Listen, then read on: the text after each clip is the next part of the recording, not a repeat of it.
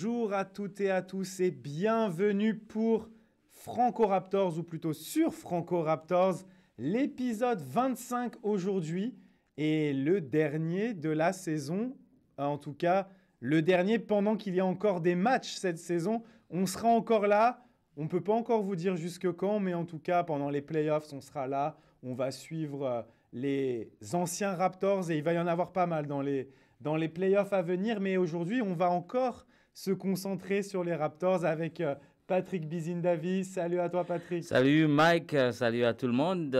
Oui, c'est ça, on tend vers la fin. Le Raptors, il reste seulement 2 matchs. Ils ont fait leur dernier match à domicile cette semaine et puis il y en a 2 qui restent aux États-Unis, au Texas, et puis ce sera fini.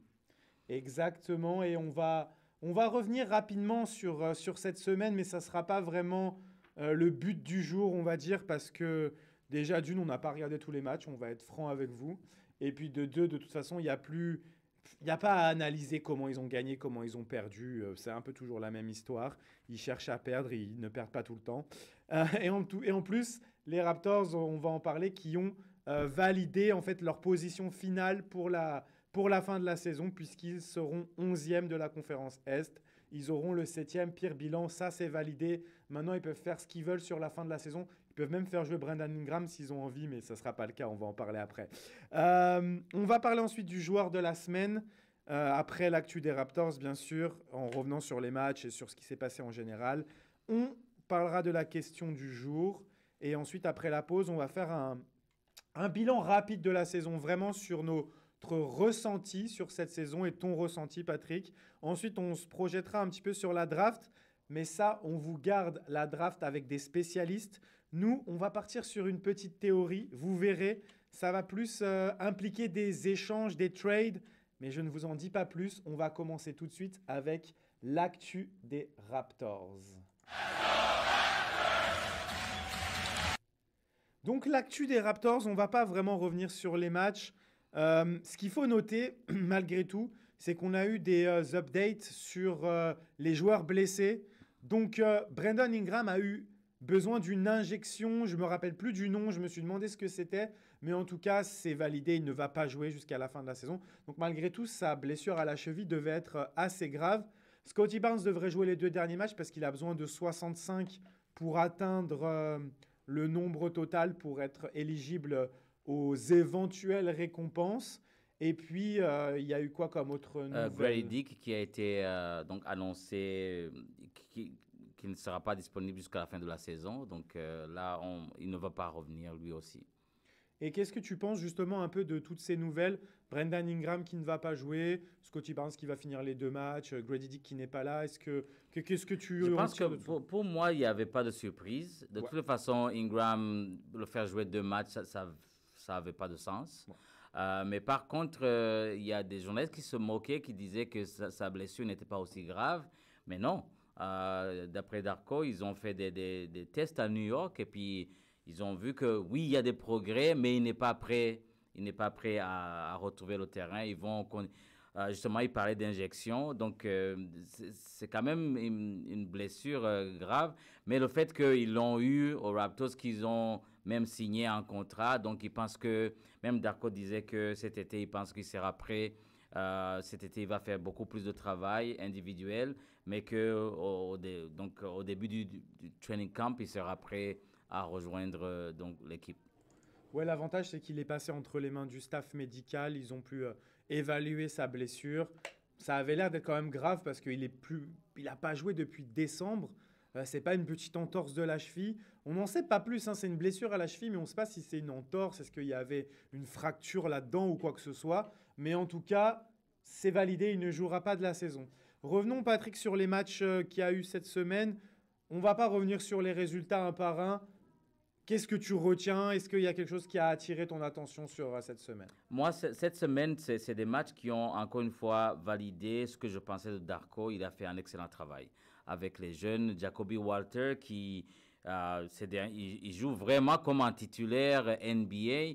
Je pense contre Detroit, il a mis 22 points. Puis Mogbo qui est le seul rookie de cette saison à avoir un triple-double, et puis qui avait eu le match précédent 17 points, donc plus de points de sa carrière cette saison. Et puis Jamal Shead qui s'est vraiment imposé comme meneur, backup de Emmanuel Quickley. Je pense que les 3 derniers matchs résument un peu le travail fait par Darko cette saison. Et puis c'était une saison assez mouvementée, non seulement les blessures, mais au début de la saison, c'était priorité défense, mais la défense était nulle au début avec énormément de pertes de balles. Mais en fin de saison, la défense des Raptors est parmi les meilleures défenses de la NBA, alors que les titulaires ne jouent même pas. Donc, côté formation des jeunes, côté développement, je pense que ces derniers matchs ont montré le potentiel. Même le dernier match de la saison contre les Hornets de Charlotte, Scottie Barnes a joué 14 minutes, mais il a fait 17 points, 11 rebonds en 14 minutes. RJ, la même chose. Donc, le reste du match, c'était les jeunes. Et ils ont gagné sans problème. On en a parlé à mon dernier reportage. Donc, les 3 derniers matchs montrent vraiment le développement des jeunes. Et puis, je pense que si c'était la priorité d'être dans les playoffs cette année, ou bien play-in, ils auraient pu. Mais ils ont privilégié le développement. Je pense que sur ce côté-là, bravo à l'équipe, bravo vraiment au management qui ont pu trouver les bons rookies. Mogbo, même Jamison Ball, il fait parmi les meilleurs Raptors au tir à 3 points. Les joueurs qu'ils ont tirés de la G-League, je pense que vraiment ces 3 derniers matchs de cette semaine ont bien montré sur le terrain le développement des jeunes et puis la priorité des Raptors cette saison. Donc on va revenir peut-être la semaine prochaine quand on va faire le bilan, mais côté développement, je pense que c'est une des meilleures saisons des Raptors. On va y revenir après la pause aussi, on va faire un peu notre ressentiment, donc tu pourras un peu plus développer cela si tu veux, ou tu pourras partir sur autre chose. Je suis d'accord avec toi, ces derniers matchs, ça a démontré... en fait, au final, le seul qui a un peu raté son occasion, c'est Schweider, parce que malheureusement, il n'a pas été renouvelé pour un nouveau contrat de 10 jours, et il n'a pas réussi à trouver la cible à 3 points.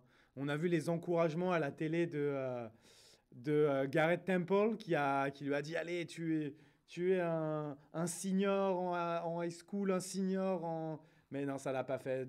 Il semble qu'il y ait vraiment un plafond pour lui quand c'est la NBA.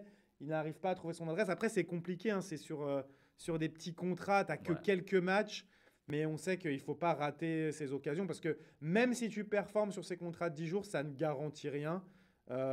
Celui qui a l'air d'avoir fait une bonne impression, et d'ailleurs ça rejoint pour terminer l'actualité des Raptors, les Raptors qui ont annoncé avoir coupé Schweider justement et Orlando Robinson. Et ce qui se murmure, c'est qu'en fait ils ont libéré des places pour signer un ou deux de ces 3-là, donc AJ Lawson, Orlando Robinson, le re-signer pour l'année prochaine sur un contrat non garanti mais de camp d'entraînement. Et le 3e qui a fait bonne figure auprès des Raptors, il a eu ses 2 contrats de 10 jours. Après, il a eu un contrat de 10 jours avec une autre équipe. Je crois que c'était les Nets, mais je ne suis pas sûr.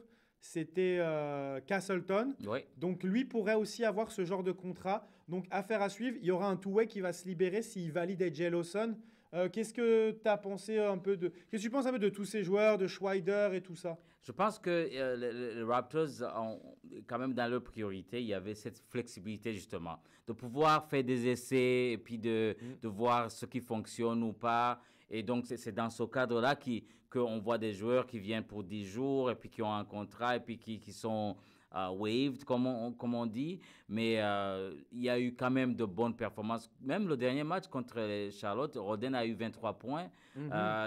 Et puis de belles performances en G-League. Je pense qu'ils ont un pool de jeunes qui pourraient... on en parlait justement avant l'émission. Masai a trouvé le blueprint pour le développement parce que ça a marché avec Fred VanVleet, ça a marché avec Norman Powell, Pascal Siakam. Ils refont la même chose avec ces jeunes-là. Donc, leur donner une chance de performer et puis de pouvoir voir qui on peut avoir les années prochaines. Je pense que c'est une bonne méthode qui marche. Et puis, ces jeunes-là, ils se sont épanouis dans un système Darko qui leur a donné justement la chance de jouer des minutes qui sont quand même des minutes NBA. Et puis le fait qu'il faisait la navette entre le 905 et les Raptors, ça a permis au coaching staff de tout observer, de voir. Et je pense que s'ils ne sont pas avec les Raptors, ils ont une place en NBA. On le disait même depuis longtemps, un joueur comme Jamison Butler, spécialiste shooter, il a une place, que ce soit aux Raptors, que ce soit ailleurs. Et ça démontre justement cet aspect du staff, de donner la chance aux jeunes et de pouvoir les observer et puis voir s'ils peuvent les garder ou pas. Mais je pense que ça a marché cette saison. Oui, c'est ça. Et puis avoir développé ces jeunes, ne serait-ce qu'une année, ça te donne la possibilité de soit les garder, soit de les avoir aussi en tant que monnaie d'échange. Une chose que les Raptors avaient un petit peu perdue, c'est qu'avant, ils avaient énormément de joueurs de talent et de joueurs d'avenir. Ça leur permettait de pouvoir faire des échanges et de récupérer des joueurs plus expérimentés ou tout simplement de faire des échanges avec d'autres joueurs plus forts. Et ça, on l'avait un peu perdu. Nick Nurse, on se rappelle qu'il n'utilisait plus son banc, mais c'est aussi parce que le banc manquait de talent et manquait de... Ouais. Et là, en une draft, en fait, on a l'impression qu'ils ont récupéré 5 joueurs. Oui, Parce c'est qu'on ça. on n'oublie pas Ulrich Chomche qui est un projet plus à long terme, mais là, on a 4 joueurs qui... et encore, je dis 4, mais il y a AJ Lawson et il y a Roden aussi qui ont vraiment montré du potentiel en tant que joueur NBA.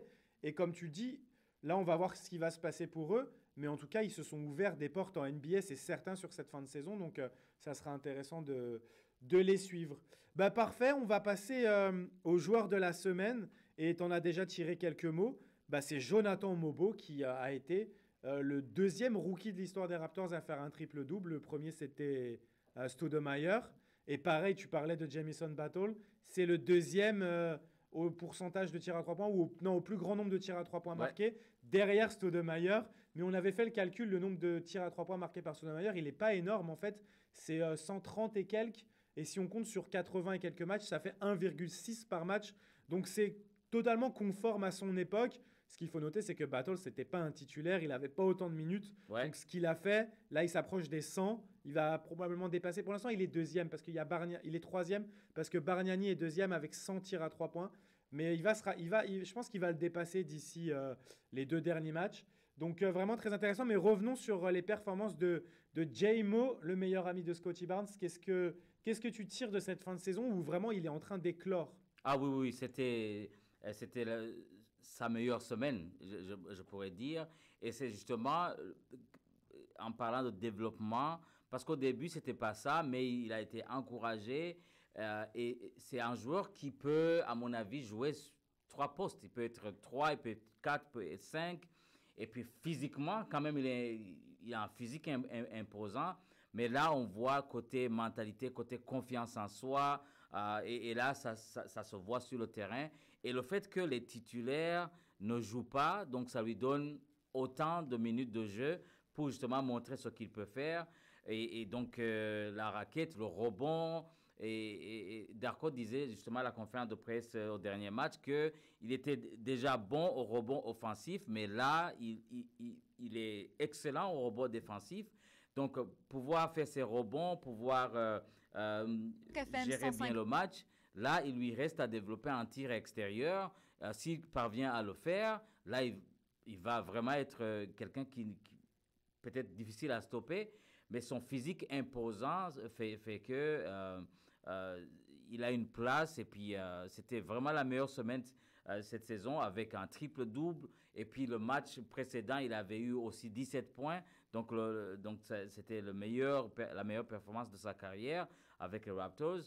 Moi, je pense qu'ils ont trouvé une perle là. Le fait déjà qu'il soit le meilleur ami de Scottie Barnes et puis le fait qu'il a démontré qu'il a été drafté par ses talents, non pas parce qu'il est ami avec, avec Scottie Barnes. Mais je suis vraiment confiant pour la saison prochaine, pour Mogbo et tous ces jeunes-là. Et puis Darko, je le dis toujours encore, c'est un excellent travail du coaching staff pour développer ces jeunes-là et puis de pouvoir...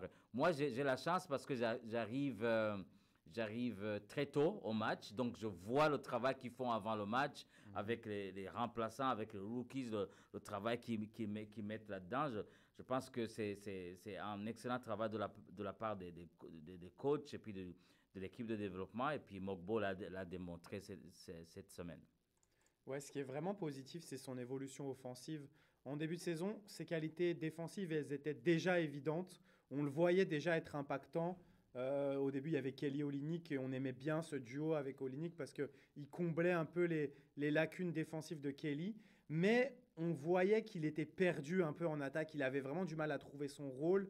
Il avait du mal à s'adapter à une NBA où les postes 5, parce que lui, il a joué toute sa carrière universitaire small ball 5 en fait, mais dans une conférence où il n'y avait pas beaucoup de grands joueurs. Donc il a fallu qu'il s'adapte à ça. Mais au final, moi, le chiffre que je retiens et qui est vraiment très encourageant, c'est que c'est le joueur qui a le plus dunké de Du dunk, l'effectif. ouais. Et c'était déjà sa qualité première en NCAA parce qu'il a battu des records. Il est parmi les joueurs qui ont fait le plus de dunks sur une saison dans l'histoire de la NCAA. Je ne crois pas qu'il soit premier, mais je pense qu'il est deuxième ou troisième. Il a fait plus de dunks que des gars comme Zion Williamson. Donc c'est dire son impact. Là, il avait du mal à se trouver en NBA, même par rapport au jeu de passe et tout. Et c'est ça que j'ai vu sur cette dernière semaine, et le triple-double en atteste, c'est qu'il s'est vraiment trouvé dans ce rôle de distributeur-passeur, dans le rôle de Jakob Poeltl en fait, mais dans son style à lui, avec cette capacité de défendre quasiment tous les postes, avec ses longs bras, capacité de switcher. Donc ouais, moi aussi je suis vraiment très encouragé pour l'année prochaine. J'ai envie de voir, en fait, comme tu l'as dit, il peut jouer trois postes. On avait vu quand même en début de saison que les Raptors avaient envie de le développer sur l'aile. Mhm. On va voir ce que ça va devenir. Est-ce que ça va devenir un poste 3-4 parce qu'il commence à développer son tir à 3 points? Est-ce qu'un jour il sera vraiment un excellent shooter à 3 points? Je ne suis pas si sûr, mais en tout cas, s'il devient une menace, ça serait intéressant déjà. Les comparaisons évidentes, c'est avec Draymond Green en fait. Et est-ce qu'il peut devenir un aussi bon passeur? Il semble avoir le feeling pour les passes. Bon, parfois c'est un peu raté, mais c'est normal. C'était comme Shed en début d'année, beaucoup de pertes de balles, mais c'est l'adaptation à la NBA. Mais c'est vraiment très très encourageant, je trouve. Et surtout, il a trouvé cette agressivité en attaque. Je le disais par les dunks, on avait l'impression que ça marchait pas trop en début de saison. Il savait pas trop quoi faire du ballon. Maintenant, on le voit quand il a la balle, il est incisif. Il y a son petit flotteur qui Ouais. commence à bien marcher aussi. En début d'année, il le faisait, mais c'était souvent des briques où tu disais, oh, mais pourquoi il fait ça? Mais là, tu te rends compte que c'est quand même un move qu'il a et il a juste eu besoin de s'adapter à des joueurs différents en NBA qui sont plus physiques, plus grands. Et maintenant, tu vois, il les met par-dessus des pivots adverses. Donc, c'est vraiment très, très intéressant et très, très encourageant. Et puis, il fait déjà partie des meilleurs défenseurs de l'équipe. Il est sensationnel déjà en défense. Mais c'est ça qu'on nous avait vendu de toute façon. Moi, quand j'avais eu les gars de envergure, qu'on va bientôt avoir dans l'émission d'ailleurs, parce que là, on va devoir parler de De la draft, prospects, ouais. de la draft. Ça arrive bientôt. Il y a bientôt la loterie. On verra si on les a d'ailleurs avant ou après la loterie. Peut-être que ce sera plus intéressant de les avoir après la loterie, parce qu'au moins on saura dans quel, si c'est plus dans le top 4 ou plus en bas que les Raptors vont choisir.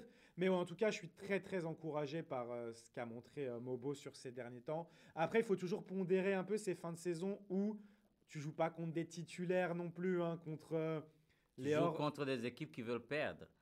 Contre les Hornets, c'est comme s'il avait fait un triple-double en G-League un petit Ouais, peu. c'est ça. On va pas se le cacher. Donc, c'est encourageant parce qu'en G-League, il n'avait pas fait ça non plus. Ouais. Donc, il y a quand même du progrès. Maintenant, il faut voir dans un contexte NBA qui sera normalement compétitif l'année prochaine, quel rôle pourront avoir tous ces jeunes-là. Est-ce que tu as un petit truc à ajouter ou... Oui, Ouais. c'est la célébration du banc quand il a fait son triple-double. Ah, c'était Ah, fou. c'était génial de le voir être célébré par ses coéquipiers quand il est sorti du match. Et ça montre justement cet aspect d'esprit d'équipe. Et puis, quand tu joues bien, comment tu es célébré. Et ça, je l'ai remarqué de plus en plus. Euh, il- les célébrations, oui, quand c'est en dunk, mais ils font aussi beaucoup plus de célébrations en défense. Quand Jamal Shed fait la défense et que l'équipe fait les 8 secondes dans leur... Comment les joueurs sautent de joie parce que ou bien quand ils volent la balle.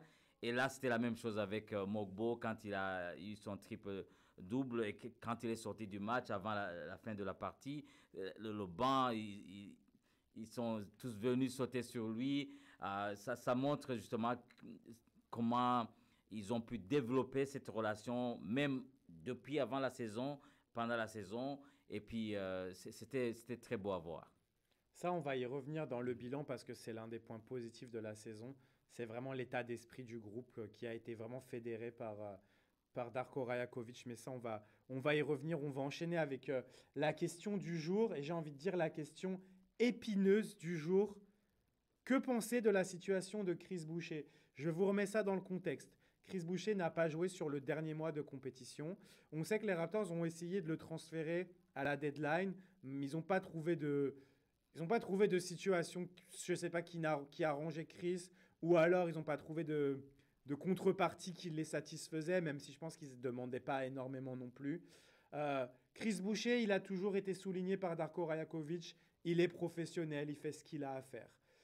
Dernièrement, il y a Mike Roach, donc c'est le journaliste qui était avec lui dans son podcast, quand il faisait son podcast avec Yahoo, qui a fait quand même un 10 minutes de coup de gueule, vraiment pour dire, je donne ses arguments, en gros, Chris Boucher, pourquoi il ne joue pas? Les autres joueurs titulaires majeurs jouent.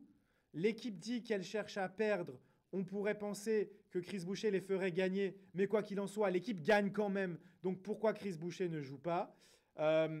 Les arguments, les contre-arguments, c'est que on a entendu Chris Boucher peut-être ne veut pas se blesser pour sa free agency qui arrive, donc il y aurait eu un accord avec la franchise pour qu'il ne joue pas. Il serait d'accord.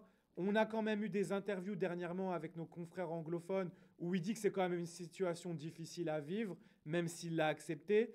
Donc c'est dur de démêler le vrai du faux là-dedans, surtout que nous avons nos sources aussi, qui nous ont dit qu'il y a déjà un an, Chris Boucher réfléchissait peut-être à partir. Est-ce que ça c'est vrai? Est-ce qu'il a changé d'avis depuis? On sait qu'il a eu un enfant. Peut-être que ça l'a fait changer d'avis parce que quand tu as un enfant, tu as envie de stabilité. Il est bien à Toronto, il a envie de rester à Toronto. Donc en vrai, ça va dans tous les sens. Donc je voulais avoir ton avis, Patrick. Là, j'ai plutôt résumé la situation, je pense. Ouais, je pense que tu l'as bien résumé. Et puis, Chris Boucher, c'est le seul qui reste de l'équipe championne de 2019. Et puis, on sait ce qu'il amène à l'équipe. Quand il entre, c'est instantané, la défense, l'énergie et tout. Et puis, les fans aiment bien Chris Boucher. Nous, moi, c'est mon joueur favori.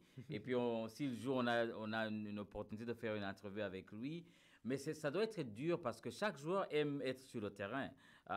Ils sont à NBA pour faire la compétition, ils font ce qu'ils aiment.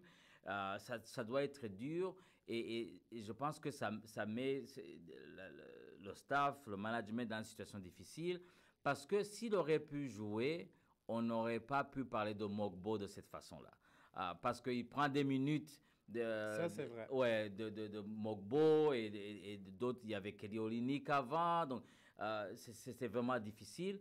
Et puis moi, je comprends aussi Darko parce que avant le match, on en parlait, c'est vrai, c'était une façon de rigoler, que c'était la même occasion, la même chose pour Jason Tatum dans l'équipe olympique des États-Unis. L'équipe du coaching staff, ils divisent les minutes avant le match. Donc, ils savent, Mogbo va jouer 10 minutes. Donc, en faisant le bilan des minutes de jeu, si Chris Boucher prend des minutes, ce seront des minutes diminuées pour chaque joueur. Donc, en faisant le bilan, ils disent, si on donne des minutes à Chris Boucher, là, c'est le développement de joueurs comme Mogbo, comme d'autres qui ont pu jouer, il y aura un impact. Mais c'est vraiment difficile. C'est vraiment difficile. En plus, il est en fin de contrat. Est-ce qu'ils veulent le préserver pour ne pas se blesser? Mais ce que je peux dire sur l'expérience avec Masai Ujiri et son équipe, il essaie toujours de mettre ses joueurs ou ses anciens joueurs dans de bonnes conditions. Ça, c'est vrai.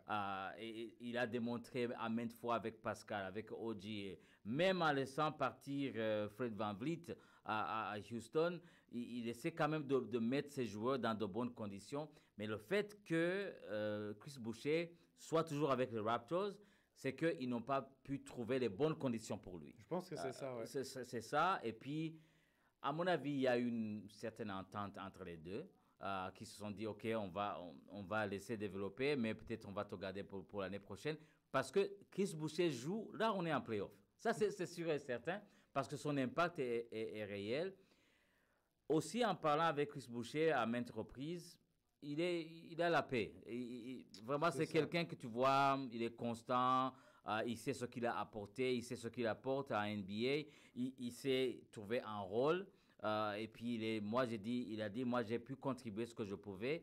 Et puis, à la dernière entrevue avec notre collègue de Toronto Sun, il a dit, moi, j'ai joué avec les cartes qui m'ont été données. Exactement. Donc, moi, je trouve qu'il a été très, très professionnel. Toujours là, toujours présent, même dans ses échauffements. Il a toujours sa routine, il travaille fort. Je pense qu'il a encore une année ou deux en NBA, même un peu plus si ils peuvent se trouver à un rôle de vétéran. Mais ça doit être dur en tant que joueur, en tant que quelqu'un qui veut être dans la compétition. Mais il comprend aussi que c'est le développement. Il a un rôle de mentor. Donc son impact peut-être au-delà sur le terrain. Il a un impact en parlant avec ces jeunes dans les vestiaires. Donc, c'est vraiment dur de voir un joueur aussi aimé et adoré par le public et les médias, moi. De ne pas jouer, c'est vraiment dur, mais je pense que, en tout cas, on en saura plus d'ici la fin de la saison. Ouais, moi je pense que la problématique qui va se poser cet été, parce que tu l'as dit, en vrai, tu as dit il a encore 2 ans. Je pense qu'il a 2 ans à un apport à haut niveau.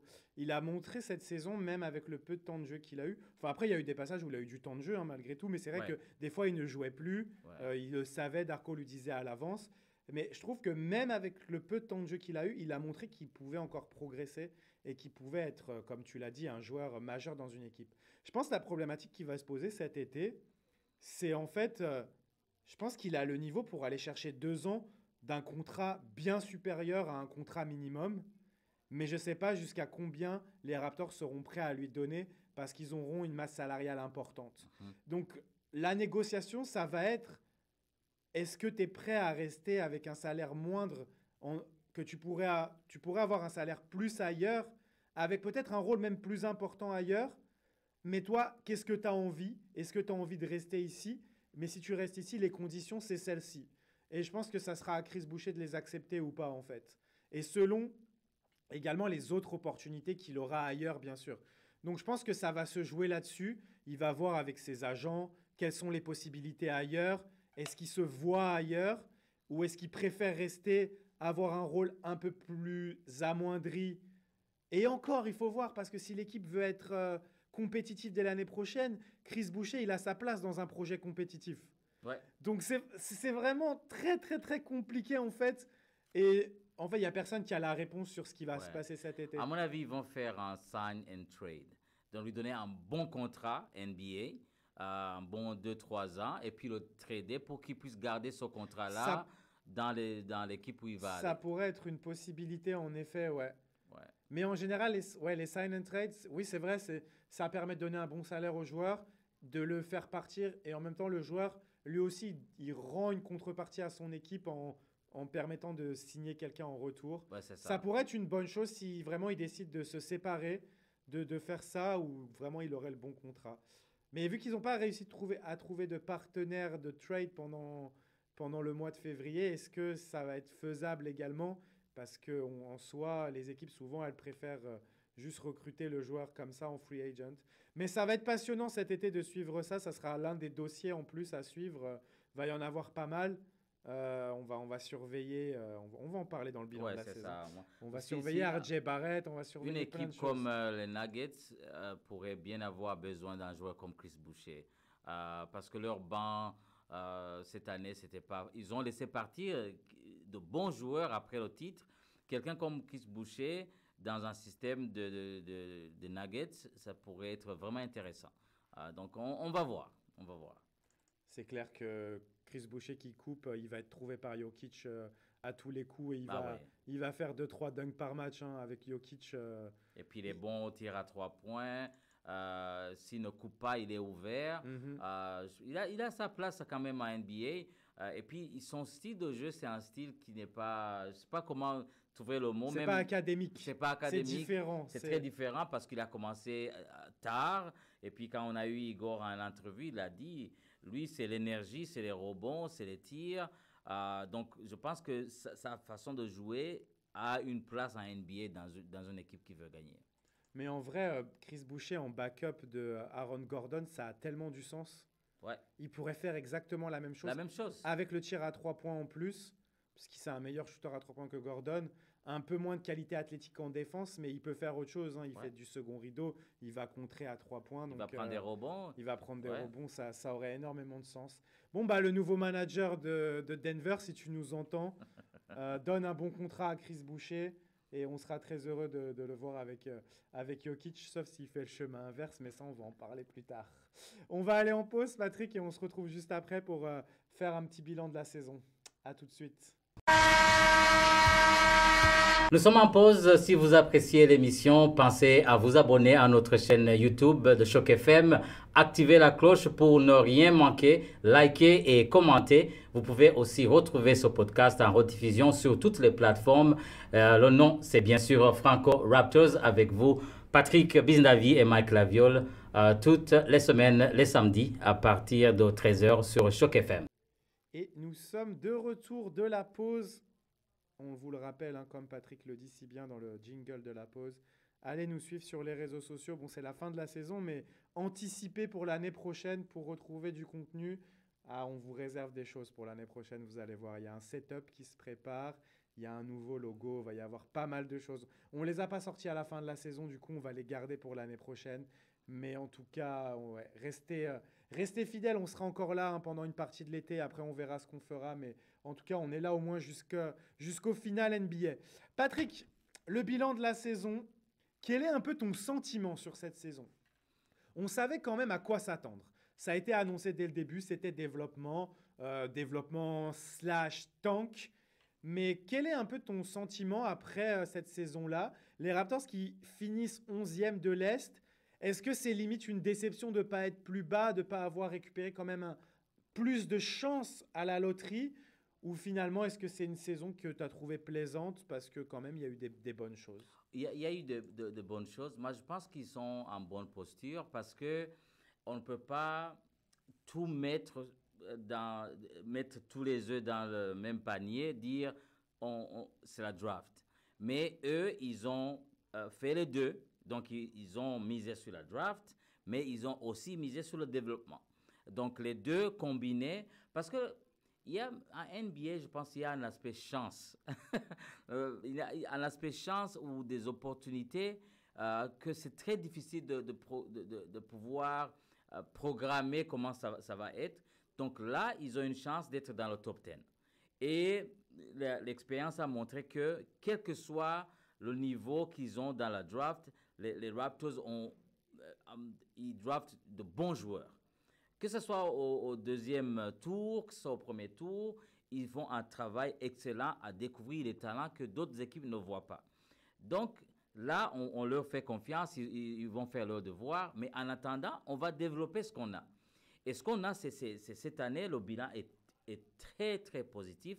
Hier, je regardais justement les TNT, nos amis de TNT, et puis Kenny a dit comment mesurer le succès. Parce que le succès, ça ne veut pas nécessairement dire le nombre de matchs gagnés, le nombre de matchs perdus, mais si on définit comme le succès à l'avance, là, on sait si on l'a atteint ou pas. Et donc, pour eux, et Yak l'avait dit à la... Ouais, c'est ce que j'allais dire, ça rejoint ce que Yak disait. Oui, c'est ça. Ça ne veut pas être mesuré en termes de victoire et de défaite. Et donc, si le succès veut dire développement, ils ont largement dépassé les objectifs parce que on voit les jeunes, comment ils ont été développés, comment ils ont eu un bon temps de jeu. Et l'année prochaine, je suis très confiant de ce qui a été fait cette année, dans l'année prochaine, parce que une saison NBA, c'est une très longue saison. 82 matchs avec des blessures, avec des trucs. Donc, il faut avoir des gens sur le banc qui sont prêts à jouer, qui ont l'expérience, qui peuvent remplacer un Emmanuel Quickley qui serait peut-être absent pendant 20 matchs. Donc, tu as Jamal Shead qui a joué le plus de matchs parmi les rookies, qui est prêt, qui a eu donc une année de compétition, en plus ce qu'il va faire cet été, de pouvoir remplacer Emmanuel Quickley et puis que l'équipe continue à gagner. Donc, je pense qu'en termes de bilan, moi, je suis tellement satisfait.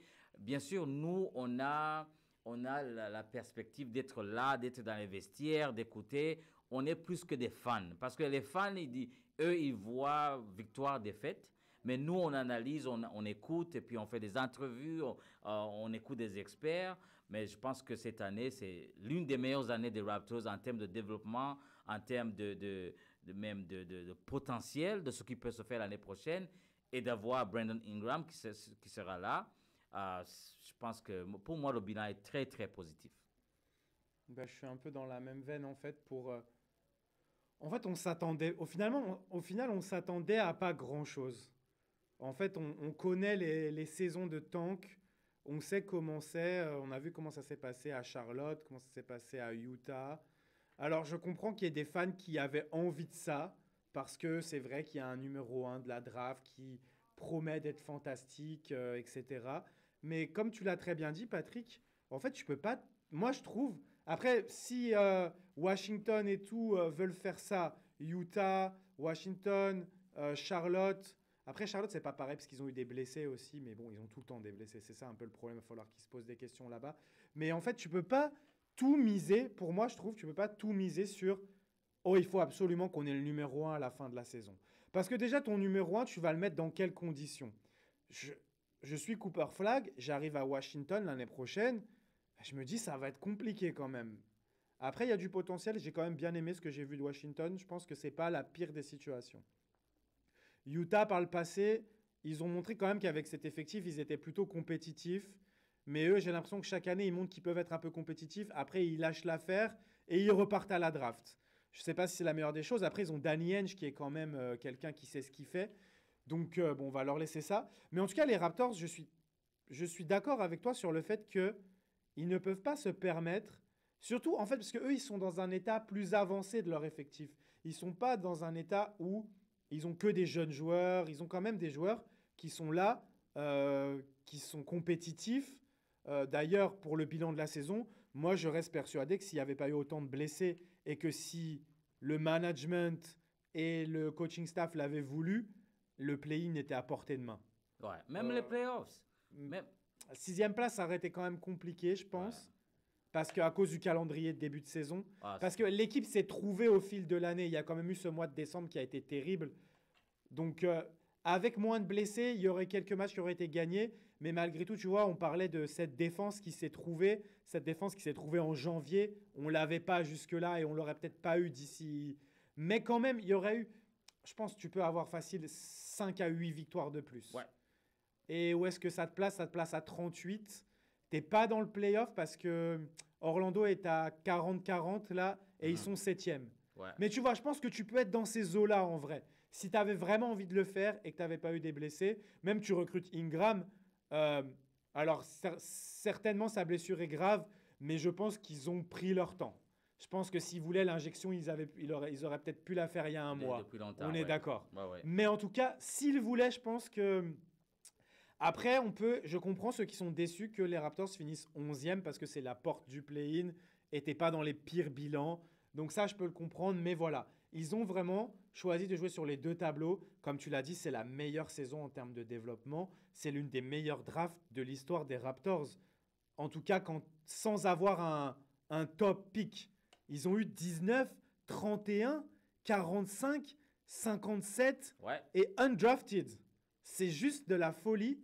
Et en plus d'avoir récupéré AJ Lawson et Rodden, qui sont des potentiels, d'avoir donné sa chance à Castleton, d'avoir récupéré Orlando Robinson. Tous ces joueurs seront au camp d'entraînement, à mon avis, cet été, sauf s'ils ont un meilleur contrat ailleurs parce qu'ils auront démontré qu'ils le méritaient. Mais en tout cas, moi, je trouve que les Raptors ont fait ce qu'il faut pour avoir un effectif vraiment de qualité et d'avoir des assets à l'avenir. Ouais, moi, je trouve que c'est vraiment aussi, ça. Et puis aussi, un autre aspect à ajouter, cette année, il y a eu quand même pas mal d'équipes qui voulaient perdre, mais les Raptors n'ont pas perdu parce qu'ils ne voulaient pas jouer. Il y avait l'effort. Exact. Il y avait l'effort sur le terrain, ils jouaient très fort, ils étaient dans le match, et puis quelques pertes de balles ici et là, un manque d'expérience, ils perdaient. Mais on voyait qu'ils voulaient vraiment gagner. Mais tu regardes des matchs comme Brooklyn, c'était du n'importe quoi. Ouais. Donc ça montre que c'est le vrai développement, quoi. C'est vraiment le vrai développement. Et puis, le fait qu'ils ont quand même eu la discipline, ils ont mis l'effort dans le jeu et une culture où il faut vraiment gagner. C'est ça qui montre que non seulement il y a le développement, mais ils ont quand même une bonne culture, de bonnes habitudes pour qu'ils puissent gagner l'année prochaine. Ouais, et puis ce qu'il faut noter aussi, c'est que malheureusement, tu as deux équipes qu'on n'attendait pas dans cette course au tank, en fait. C'est les Sixers Philadelphie, ouais. et quand même aussi les Pelicans. Ouais. Et du coup, ça rajoute deux équipes. Je pense qu'en réalité, les Raptors, leur vraie place, si la saison s'était déroulée normalement et qu'ils avaient tanké comme ils l'ont fait, entre guillemets, ils auraient dû être le cinquième pire bilan. Malheureusement, il y a les Pelicans et les Sixers qui, eux, ont vraiment embrassé comme il faut le tank. Et surtout, quand tu es des équipes qui sont compétitives, en fait, de ton joueur 1 à ton joueur 8-9, tu as des très bons joueurs. Mais derrière ces joueurs-là, les autres, c'est vraiment des joueurs qui ne Ouais. sont pas amenés à jouer normalement. Donc forcément, si tu fais jouer ces joueurs-là à la fin de l'année, ben, ton équipe, elle est vraiment pas bonne. Ouais. Tu fais jouer ces joueurs-là, ces joueurs de G-League auxquels tu ne t'attendais pas. C'est pas des joueurs sur lesquels tu comptes. Non, c'est pas comme les Raptors qui, c'est pas comme les Raptors qui, comme ils sont en mode développement, les joueurs 9, 10, 11, 12, 13, 14, c'est des joueurs que tu espères qu'ils puissent jouer avec les Raptors à l'avenir. Donc en fait, c'est pour ça que cette équipe était plus compétitive que les Philadelphie, parce que les joueurs du bout de banc de ces équipes-là, ils sont pas amenés à jouer en NBA. Ils sont Non. juste là pour avoir des contrats, pour dire d'avoir 12 joueurs et peut-être d'être là dans les playoffs au cas où. Mais en fait, c'est ça la grande différence. Et pour rebondir sur ce que tu disais, ce que j'ai bien aimé, c'est qu'il y a vraiment eu un état d'esprit fédéré autour de Darko et de ses décisions, en fait. Et les joueurs majeurs ont accepté de ne pas jouer les fins de match sur la fin de saison. Ils ont accepté de ne pas jouer certains matchs.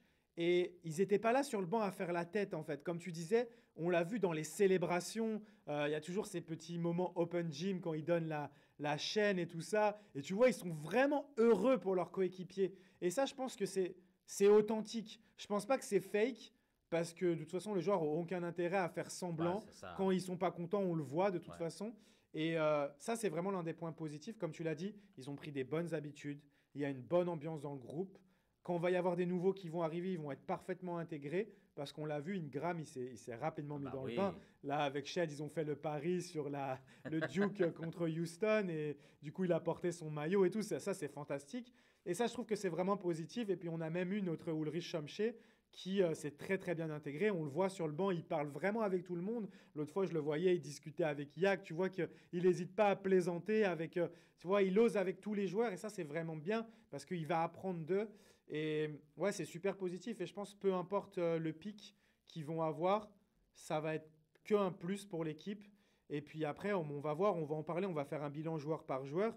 Mais il y a Jacoby Walter qui a vraiment marqué des points. Et il va falloir surveiller le retour de Grady Dick. Est-ce qu'il va réussir à Bah se ouais. faire une place dans cette équipe? Mais ça, on en parlera dans un autre épisode. Est-ce que tu veux ajouter quelque chose? Sinon, on va parler un petit peu de la draft.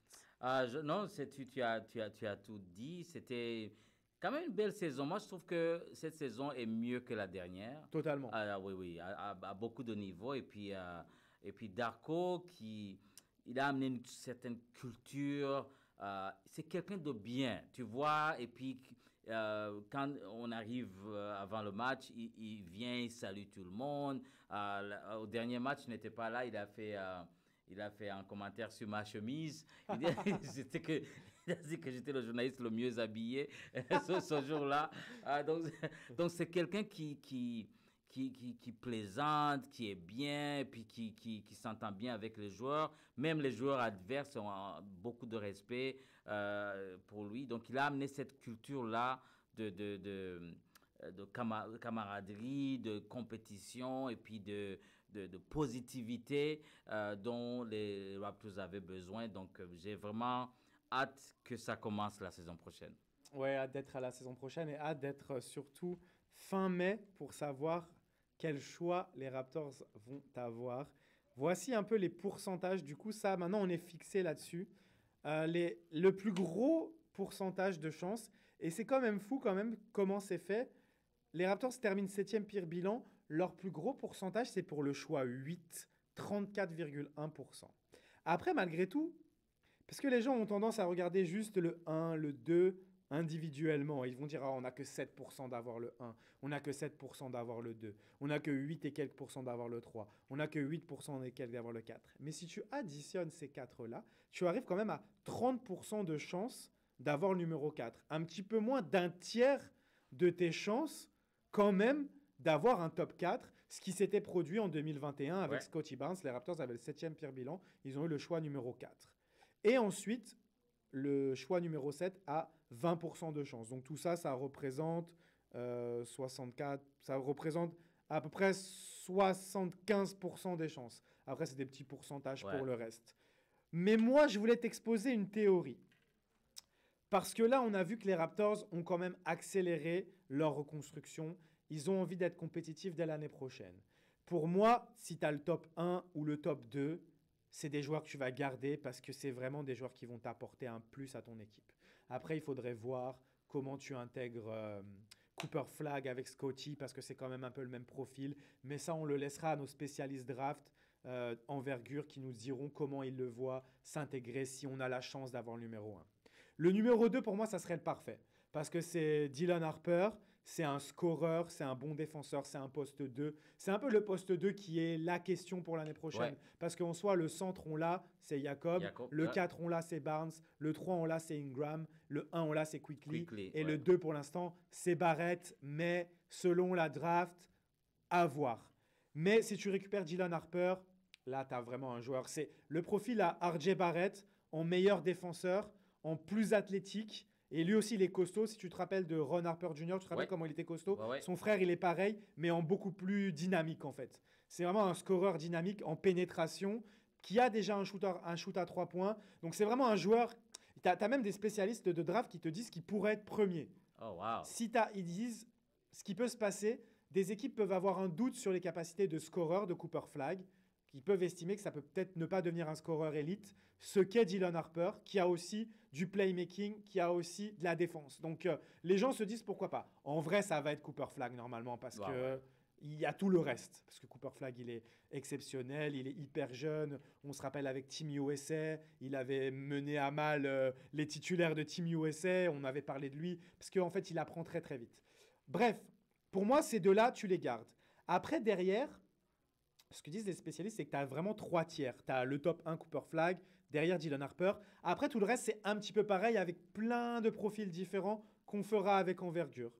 Pour moi, si tu veux vraiment accélérer la reconstruction, si tu as en dehors du top 2, c'est pas forcément un joueur qui va changer les choses. Pourquoi pas le transférer? Un package avec RJ Barrett, ton top 2, tu as plein de jeunes à potentiel selon ce que l'équipe voudrait et tu as encore des premiers choix de draft. Pourquoi pas le transférer? Maintenant, la question, c'est contre qui? Qui serait disponible? Donc, le tour des rumeurs, et je vais te les partager, tu vas me donner ton avis. C'est ça que je voulais faire. Donc, la plus grosse, ça a été un peu donné là par Pansare Basket. Je ne sais pas si tu vois qui c'est. Ouais, Il est serbe. Donc, voilà, vous savez de qui je vais parler. Nikola Jokic. Qu'est-ce que tu penses? Ben, qu'est-ce que les Raptors devraient lâcher? Ça devrait être énorme. Mais déjà, qu'est-ce que tu penserais de pouvoir récupérer Nikola Jokic? Je pense qu'il n'y a pas photo. Personne ne serait contre. Non, il y a aucune équipe qui ne dirait pas oui. Exactement. Et qui ne donnerait pas tout ce que Denver veut. Ça. Oui, parce que Jokic, c'est MVP, 3 ans. Et même cette année, s'il n'y aurait pas... Et c'est la garantie d'être un contender chaque année. Ah, chaque année. Et puis, moi, c'est un des meilleurs 5 de l'histoire de la NBA. Exactement. Parce que c'est un joueur complet. C'est un joueur qui, quand il arrive, il va tout changer. Mais Et puis, Jokic dans le système de Darko. Oh là là là là. T'imagines ce que fait déjà Jakob Poeltl dans le système de Darko? Et avec Jokic, ça va avec l'équipe qu'ils ont. Pour avoir Jokic, je pense que Masai pourrait même vendre sa maison. Parce que il n'y a aucune équipe qui ne dirait pas oui Jokic. Draft, prenez la mascotte. Prenez tout. Prenez Herbie Kuhn, prenez tout le monde. Parce que Jokic, c'est du genre Kawhi. Il vient, la première année, tu peux prétendre au titre. Et puis c'est Kawhi, en plus en bonne santé, qui aurait 30 ans. Ouais, parce que même s'il ne paraît pas athlétiquement et tout, Jokic ne rate pas beaucoup de matchs. Ouais. Et il a du cardio. Hein. Il court Ouais, sur il un court, terrain. il court. Et puis, il s'est amélioré en défense. Et toi, tu me le rappelles à chaque fois, il fait partie des meilleurs intercepteurs de la De ligue. la Ligue cette Donc saison. ça, c'est très intéressant. Ouais. Maintenant, voilà, soyons réalistes. Est-ce que tu vois, moi, je ne vois pas du tout les Nuggets transférer Jokic. Pour moi, la problématique, c'est ça. C'est ça, avec Lucas, c'était le scandale du siècle. Et- Là, si on ajoute Jokic, là... Mais le nouveau GM des Nuggets, il arrive, il fait ça, il se fait virer direct derrière. Tout de suite, tout de suite. Non, et en plus, moi, je pense que pour que Jokic quitte Denver, il faut que ce soit lui-même Qui le demande. Qui le demande. Sinon, et puis il est toujours sous contrat. Bien sûr. Donc, je ne vois pas vraiment une équipe de Denver. C'est le franchise player. Ils ne peuvent pas. Et puis, lui, ils n'auront pas les mêmes raisons que Luka en termes d'effort. Non. Non. Il est vrai qu'après la saison, il va voir ses chevaux et tout. Mais sur le terrain, tu ne peux pas dire qu'il ne fait pas d'effort. Il t'a amené le titre. Donc, n'importe quelle équipe pourrait prendre. Ça, il n'y a pas de problème. C'est ça. Et en fait, ce qui se dit aussi, c'est qu'on ne s'en rend pas compte.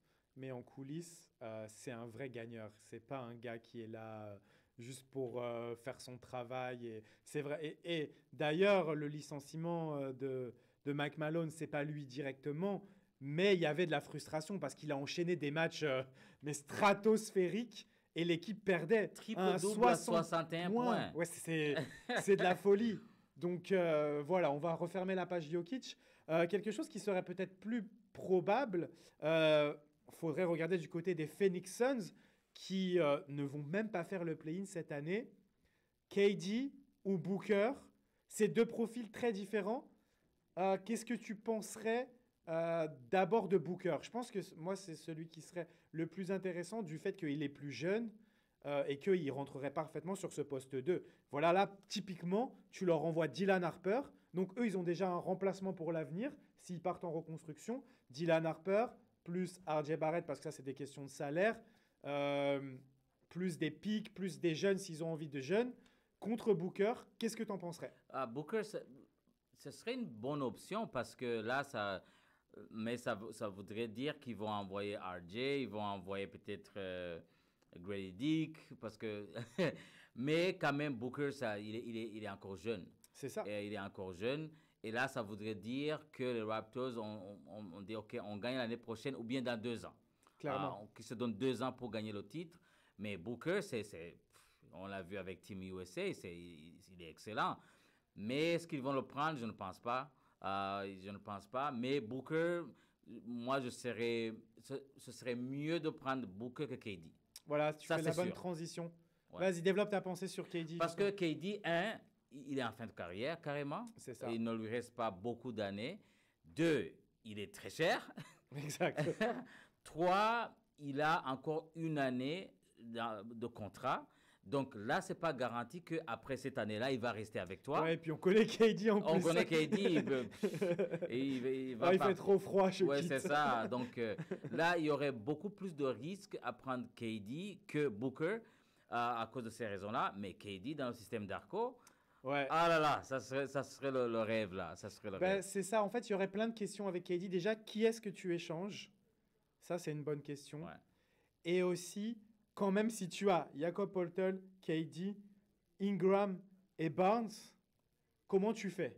Ouais. Parce que là, c'est que des joueurs de mi-distance. Ouais. Les uns peuvent écarter le jeu pour les autres. Après, dans le jeu de Darko, je pense que ça pourrait marcher. Ça serait un peu bizarre. Ça serait vraiment on reviendrait à la vision 6ix9ine C'est là. 6ix9ine, même- ouais. Et plus, parce qu'on sait que KD, en vrai, il fait pas 6ix9ine. Hein, il fait quasiment la taille de Yak, en vrai. Ouais.